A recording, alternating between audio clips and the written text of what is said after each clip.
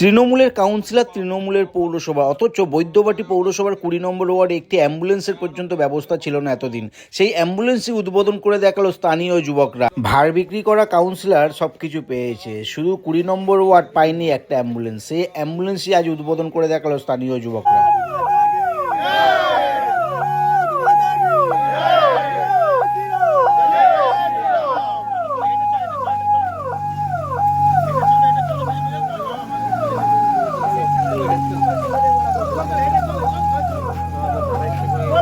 कालसन्धिभूतन हत्वा पावनदिकभुजखतनमवस्थाय कल्पद्दिं सन्निधिं या सन्निधिं अयारम्भ सुवै भवतु एतसचन्दगन्धभूतं साचन्द्रं देवसिंहं केन्द्रं तिरभूषणा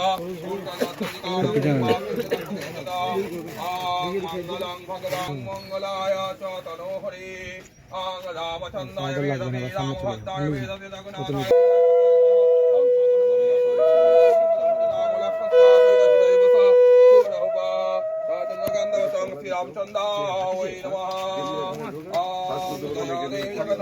काली माता की बोलो बोलो जय श्री राम जय श्री राम जय श्री राम।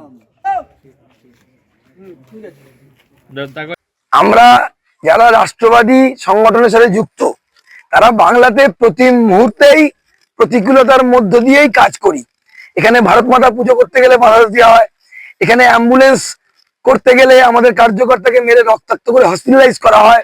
আমাদের দুই কার্যকর্তা আজকে বেদনার সাথে বলছি, অভিজিৎ এবং সুরজিৎ দুজনে এখন হসপিটালাইজড।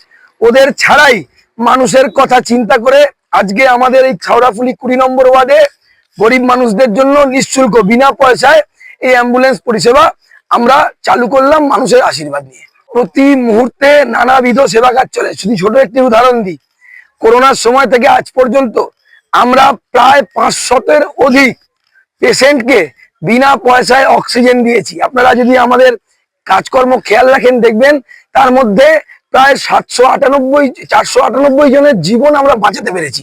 দুর্ভাগ্য 2-1 জনের জীবন আমরা বাঁচাতে পারিনি করোনার সময় থেকে। এছাড়াও আমাদের ফ্রিতে সেলাই শেখানোর জন্য মায়েদেরকে ব্যবস্থা রয়েছে। নানাবিধ সেবা কাজ আমাদের প্রতি মুহূর্তে চলে।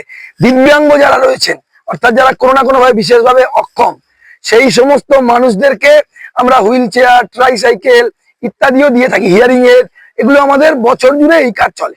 কিছু মস্তান গুন্ডা টাইপ মানুষ রাজনীতিতে নেতা হয়ে যায়, তখন কেবলমাত্র একটি পরিবার অর্থাৎ তাদেরই পরিবারের শ্রীবৃদ্ধি হয়, সমাজের কোনো উপকার হয় না। এখানেও তাই 20 নম্বর ওয়ার্ডে এত বছর কাউন্সিলর যিনি রয়েছেন তিনি শুনেছি নাকি ভাড় বিক্রি করতেন, সেখান থেকে আজ কোটি টাকার মালিক, কিন্তু এলাকার মানুষের জন্য একটা অ্যাম্বুলেন্স পরিষেবা দেওয়ার তার ইচ্ছা নেই। আমরা তাই বাধ্য হলাম নিজেদের উদ্যোগে বিনা পয়সায় এই অ্যাম্বুলেন্স পরিষেবা চালু করার জন্য।